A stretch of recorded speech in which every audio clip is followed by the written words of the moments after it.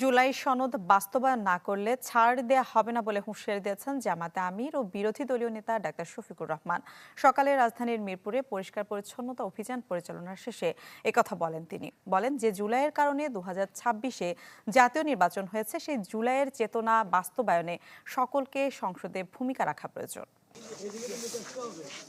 সংসদ সদস্য হিসেবে শপথ নেয়ার পরদিনই রাজধানীর মিরপুরের 60 ফিটে পরিষ্কার পরিচ্ছন্নতা অভিযানে সংসদের বিরোধী দলীয় নেতা ডাক্তার শফিকুর রহমান প্রায় ঘণ্টাখানেক নিজ হাতে সড়কের আবর্জনা পরিষ্কার করেন জামায়াত আমির।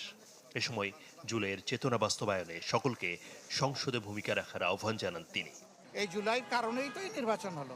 এই নির্বাচন হওয়ার কারণে তারেক রহমান সাহেব হয়েছেন প্রধানমন্ত্রী, আমি হয়েছি বিরোধী দলীয় নেতা। এই জুলাই না আসলে কি আমরা এটা হতে পারতাম? এই খেদমতের এই সেবার সুযোগ পেতাম?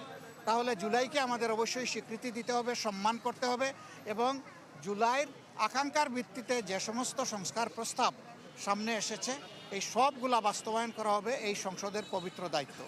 সংস্কারের মাধ্যমে দেশের সব ধরনের আবর্জনা দূর করে একটি পরিচ্ছন্ন দেশ গড়ার প্রত্যয় ব্যক্ত করেন ডাক্তার শফিকুর রহমান। শহীদদের কথা স্মরণ করিয়ে দিয়ে তিনি বলেন, জুলাই সনদ বাস্তবায়নে সোচ্চার থাকবে জামায়াত। যদি সরকারি দল উদ্যোগ নেয়, আমরা বিরোধী দল হিসাবে সর্বাত্মক সহযোগিতা করব। সরকার যদি উদ্যোগ না দেয় তাইলে আমরা জনগণের হয়ে সেখানে কথা বলব, আমরা কিন্তু ছেড়ে দেব না। আমরা সংসদে গিয়ে দেশের জন্য ভালো কিছু করতে চাই ইনশাআল্লাহ, আর সংস্কারের মাধ্যমে সমাজের আবর্জনা দূর করতে চাই।